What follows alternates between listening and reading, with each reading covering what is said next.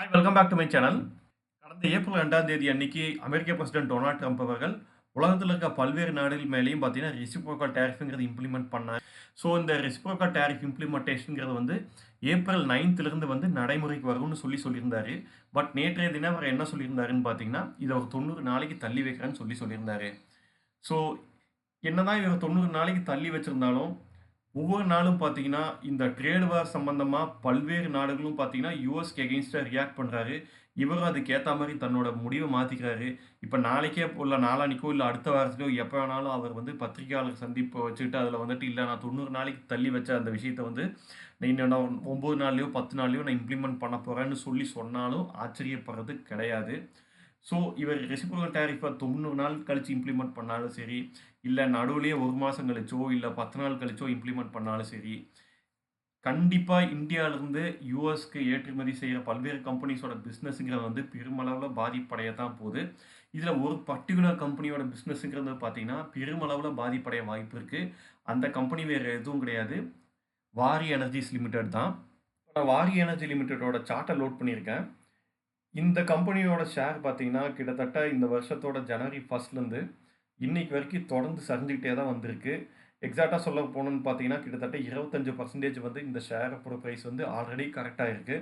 So, இதுக்கு ஒரு முக்கியமான ரீசன் எதுன்னு பார்த்தீங்கன்னா, ட்ரம்ப் அவர்கள் அறிவிச்ச ரெசிப்ரோக்கல் டாரிஃப் தான். ஃபர்ஸ்ட் நம்ம பாரதி எனர்ஜி லிமிட்டோட பிசினஸ் பார்த்துடலாம். இவங்க இந்தியால இருக்க one of the leading renewable energy கம்பெனியா இருக்காங்க. இவங்க இந்தியால மட்டும் கிடையாது. உலகத்துல 25க்கும் மேற்பட்ட நாடுகள்ல இவங்க பிசினஸ் பண்றாங்க. இவங்க வந்து பார்த்தீங்கன்னா, குறிப்பா சோலார் எனர்ஜி செக்மென்ட்ல பார்த்தீங்கன்னா, இவங்க வந்து ரொம்ப ஹைலி கான்சன்ட்ரேட் பண்றாங்க. இவங்க சோலார் ப்ராடக்ட் அப்புறம் சோலார் எனர்ஜிஸ்க்கு தேவையான பல்வேறு சொல்யூஷன்ஸ் ப்ரொவைட் பண்றாங்க. இவங்க ஸ்பெஷலிஸ்ட்டா இருக்காங்க. இவங்களோட ப்ராடக்ட் போர்ட்ஃபோலியோ அப்புறம் சோலார் சொல்யூஷன்ஸ் போர்ட்ஃபோலியோல பார்த்தீங்கன்னா, இவங்க சோலார் பிவி மாடல்ஸ் மேனுஃபேக்சர் பண்றாங்க. அதே மாரியே சோலார் ரிலேட்டட் ப்ராஜெக்ட்ஸ்க்கு தேவையான என்ஜினியரிங், ப்ரொக்யூர்மென்ட், கன்ஸ்ட்ரக்ஷன் அப்புறம் அத ஆப்பரேட் அண்ட் மெயின்டனன்ஸ் பண்ற EPC and OEM service provide பண்றாங்க. இதில பார்த்தீங்கன்னா, அவங்க வந்துட்டு கிரவுண்ட் மவுண்ட் சோலார் வந்து இன்ஸ்டால் பண்ணி தராங்க. ரூஃப் டாப் சோலார் இன்ஸ்டால் பண்ணி தராங்க. ஃப்ளோட்டிங் சோலார் இன்ஸ்டால் பண்ணி தராங்க. இது மாரியே பார்த்தீங்கன்னா, green hydrogen solution with electrolysers manufacture பண்றாங்க. அதே மாரி battery storage for cells and கண்டெய்னர்ஸும் ப்ரொவைட் பண்றாங்க. அதே மாரி ரினியூவல் பவர் ஜெனரேஷன் அண்ட் இன்ஃப்ராஸ்ட்ரக்சரையும் இவங்க ப்ரொவைட் பண்ணி தராங்க. ஸோ இவங்க சோலார் ரினியூவபிள் எனர்ஜிக்கு தேவையான A to Z end to end எல்லா சொல்யூஷன்ஸ் அப்புறம் ப்ராடக்ட் இவங்க மேனுஃபேக்சர் பண்ணி தராங்க. இதுதான் அவங்க பேசிக்கலி பண்ற பிசினஸ். இப்ப வாரி எனர்ஜிஸ் வந்து ஏன் ட்ரம்போட டாரிஃப்னால பெருமளவுல இவங்களோட பிசினஸ் பாதிப்படையும் அப்படின்னு நான் சொல்றேன்னு கேட்டீங்கன்னா, இவங்க இவங்க 25க்கும் மேற்பட்ட நாடுகள்ல பண்ற பிசினஸ்ல இவங்களுக்கு யுஎஸ் மார்க்கெட் தான் வந்து ஒன் ஆஃப் த பிக்கெஸ்ட் மார்க்கெட்டா இருக்கு.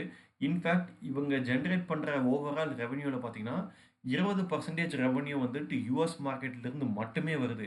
So in fact 1/4 of the business revenue எங்கிருந்து வருதுன்னு பார்த்தீங்கன்னா, யுஎஸ்ல இருந்து மட்டுமே வருது. ஸோ இவங்க யுஎஸ் பிசினஸ் வந்து பெருமளவு நம்பியிருக்காங்க இவங்களோட ப்ராஃபிட்டுக்கு. ஸோ இப்போ ரெசிப்ரோக்கல் டாரிஃப்ங்கிறது பார்த்தீங்கன்னா, இந்தியாவிலேருந்து ஏற்றுமதி செய்யப்படுற ப்ராடக்ட் 26% இருக்குங்கும்போது, இவங்களோட ரெவென்யூல வந்து சிக்னிஃபிகன்ட்டா அடி வாங்குறதுக்கு பெருமளவு சான்ஸ் இருக்கு. அது மட்டும் கிடையாது. 54% ஆஃப் தி ஆர்டர் புக் எங்கேருந்து வந்திருக்குன்னு பார்த்தீங்கன்னா, அவுட் சைட் இந்தியா. ஸோ இவங்களுக்கு பிசினஸ் வந்து இந்தியாவோட அவுட் சைட் இந்தியா தான் வந்துட்டு ஜாஸ்தியா இருக்கு. இன்ஃபேக்ட் வந்து இவங்களுக்கு டோட்டல் ஆர்டர் புக் எவ்வளோ இருக்குன்னு பார்த்தீங்கன்னா, கிட்டத்தட்ட 5000 டூ 50,000 கோடிக்கு பக்கம் இருக்கு. இவங்களோட டோட்டல் ஆர்டர் புக் மட்டுமே. ஸோ இப்போ இந்த ட்ரம்போட டாரிஃப்னால பார்த்தீங்கன்னா, இந்த ஆர்டர் புக்ல வந்து பெருமளவு பாதிப்படைய வாய்ப்பு இருக்கு. இதனால அவங்களோட ப்ராஃபிட் மார்ஜின்ங்கிறது பெருமளவு சுருங்குறதுக்கு சான்ஸ் இருக்கு. அடுத்து இவங்களோட ப்ராப்ளம் என்னன்னு பார்த்தீங்கன்னா, ரா மெட்டீரியல். ரா மெட்டீரியலுக்கு வந்து இவங்க பெருமளவு டிபெண்ட் பண்ணி இருக்கிறது பார்த்தீங்கன்னா, சைனாவ தான். இன்ஃபேக்ட் இவங்க வாங்குற ரா மெட்டீரியல்ல 54% of the raw material solar cells எங்கிருந்து இவங்களுக்கு வருதுன்னு பார்த்தீங்கன்னா, சைனாலேருந்து மட்டுமே வருது.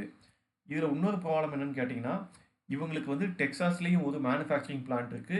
இந்த பிளான்ட்டுக்கான ரா மெட்டீரியலும் இவங்க சைனாலருந்து தான் வாங்குறாங்க. ஸோ இப்போ யுஎஸ் கவர்ன்மென்ட் பார்த்தீங்கன்னா, கிட்டத்தட்ட சைனீஸ் ப்ராடக்ட்ஸ்க்கு மேல ரெசிப்ரோக்கல் டாரிஃப் வந்து 100%ஆ கொண்டு வந்திருக்காங்க.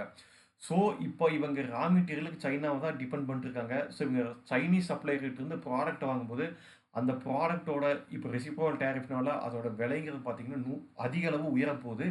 இதனால பார்த்தீங்கன்னா, இவங்களோட இவங்களோட இன்புட் காஸ்ட் அதிகரிக்க போது. எவ்வளவுக்கு எவ்வளவு வந்துட்டு இன்புட் காஸ்ட் அதிகரிக்குதோ, அவ்வளவுக்கு அவ்வளவு அவங்களோட ப்ராஃபிட் மார்ஜின்ங்கிறது வந்து ஷ்ரிங்க் ஆக சான்ஸ் இருக்கு. ஏன்னா வந்து ப்ராஃபிட் மார்ஜின் குறையாம இருக்கணும்னா, இப்போ இன்புட் காஸ்ட்டுங்கிற வந்து உங்களோட எண்ட் யூசருக்கு வந்துட்டு கடத்தியே ஆகணும். அது அவ்வளவு ஈஸியான விஷயம் கிடையாது. ஸோ, அதனால வந்து எண்ட் யூசருக்கு வந்துட்டு அந்த விலைய வந்துட்டு நீங்க வந்துட்டு பாஸ் ஆன் பண்ண முடியாத வரைக்கும் உங்களோட உங்களோட ப்ராஃபிட் மார்ஜின்ங்கிறது வந்து அதிக அளவு ஷ்ரிங்க் ஆகத்தான் போகுது. ஸோ, இது வந்து இந்த கம்பெனி ஃபேஸ் பண்ற ஒரு பிக்கஸ்ட் சேலஞ்ச். இதனாலேயே பார்த்தீங்கன்னா, இவங்களோட யுஎஸ் டெக்சாஸ் பிளான்ட்லேருந்து இவங்களுக்கு வர ரெவென்யூங்கிறது வந்து சிக்னிஃபிகன்ட்டா டிப் ஆக சான்ஸ் இருக்கு. ஸோ, நான் ஏற்கனவே சொன்ன மாரி இவங்களுக்கு வர ரெவென்யூல 20% ரெவென்யூ வந்துட்டு இவங்களோட யுஎஸ் மார்க்கெட்லேருந்து வர பிசினஸ் மட்டும் தான் கான்சன்ட்ரேட் பண்ணுது. சப்போஸ் இவங்களோட யுஎஸ் மார்க்கெட்ல இவங்களோட பிசினஸ் கம்மியாகும்போது, இவங்களோட ப்ராஃபிட் வந்து பல மடங்கு குறையறதுக்கு சான்சஸ் இருக்கு. என்னதான் இந்த கம்பெனியோட பிசினஸ் வந்துட்டு இப்போ நியூ டேர்ம்ல வந்துட்டு ரெசிப்ரோகல் டாரிஃப்னால பாதிப்படைய வாய்ப்பு இருந்தா கூட, லாங் ரன்ல பார்த்தீங்கன்னா, இந்த கம்பெனி வந்து பெருமளவு க்ரோ ஆக போகுது. அது மட்டும் கிடையாது, அவங்க இந்தியால இருக்கிற அவங்களோட ப்ரொஜெக்டட் கெப்பாசிட்டிஸ் எல்லாமே பார்த்தீங்கன்னா, பை 2027க்குள்ள இன்கிரீஸ் பண்ண போறாங்க. ஸோ, ஆல்ரெடி இவங்களோட சோலார் மாடல் மேனுஃபேக்சரிங் கெப்பாசிட்டி எவ்வளவா இருக்குன்னு பார்த்தீங்கன்னா, 13.3 கிகாவாட்டா இருக்கு. இத வந்துட்டு 21 கிகாவாட்டா உயர்த்த போறாங்க. அதே மாரி சோலார் செல் மேனுஃபேக்சரிங் கெப்பாசிட்டியும் பார்த்தீங்கன்னா, 11.4 கிகாவாட்ஸா உயர்த்த போறாங்க. நான் ஏற்கனவே சொன்ன மாரி அவங்க யுஎஸ்ஏல டெக்சாஸ்ல இருக்கிற பிளான்ட்டோட கெப்பாசிட்டிய 1.6 கிகாவாட்ல இருந்துட்டு 3 கிகாவாட்டா உயர்த்த போறாங்க. ஸோ ஃபியூச்சர்ல வந்து கண்டிப்பா இவங்கள வந்துட்டு பெரிய லெவல்ல க்ரோ ஆவாங்க.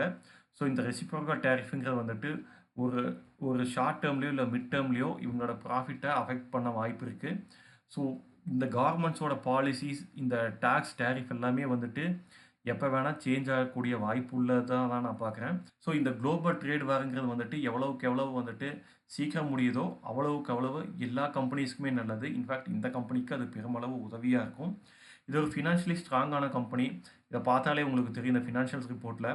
டிசம்பர் 2023ல அவங்களுக்கு சேல்ஸ் என்ன அளவுக்கு இருந்தோ, அதோட டபுள் மடங்கா உயர்ந்திருக்கு டிசம்பர் 2024ல. இதே மாரி அவங்களோட ப்ராஃபிட்டும் பார்த்தீங்கன்னா, கிட்டத்தட்ட நெட் ப்ராஃபிட் 141 கோடி தான் இருந்திருக்கு டிசம்பர் 2023ல. இதே டிசம்பர் 2024ல பார்த்தீங்கன்னா, அது 507 கோடின்னு சொல்லி ஒரு 3 ஃபோல்டா உயர்ந்திருக்கு. ஸோ இந்த கம்பெனி வந்துட்டு ஒரு குரோயிங் செக்டர்ல இருக்கு. ஸோ ரினியூவபிள் எனர்ஜி செக்டர்ங்கிறது வந்து இந்தியால மட்டும் கிடையாது, அமெரிக்கால மட்டும் கிடையாது. உலகத்தில பல்வேறு நாடுகள்லயும் வந்து பெருமளவுல க்ரோ ஆயிட்டு இருக்க ஒரு செக்டரா இருக்கு. ஸோ அந்த செக்டர்ல ஒன் ஆஃப் த லீடிங் கம்பெனியா இருக்கு இந்த கம்பெனி. ரெசிப்ரோகல் டாரிஃப்னால ஒரு short term to mid term வந்து இது ஒரு பாதிப்பா ஃபேஸ் பண்ணாலும், லாங் டெர்ம்ல வந்துட்டு இந்த கம்பெனி வந்துட்டு நல்லபடியா க்ரோ ஆகுங்கிறது என்னோட ஒப்பீனியன். ஸோ அவ்வளோதாங்க எனக்கு தெரிஞ்ச இன்ஃபர்மேஷன் இந்த வீடியோல நான் ஷேர் பண்ட்டேன். ஐ ஹோப் இந்த இன்ஃபர்மேஷன்லாம் உங்களுக்கு யூஸ்ஃபுல்லா இருக்கும்னு நினைக்கிறேன். இந்த வீடியோ பத்தி உங்களுடைய கருத்துக்கள மறக்காம கமெண்ட் செக்ஷன்ல சொல்லுங்க. மீண்டும் வேற ஒரு வீடியோல சந்திக்கலாம். அதுவரைக்கும் பாய்.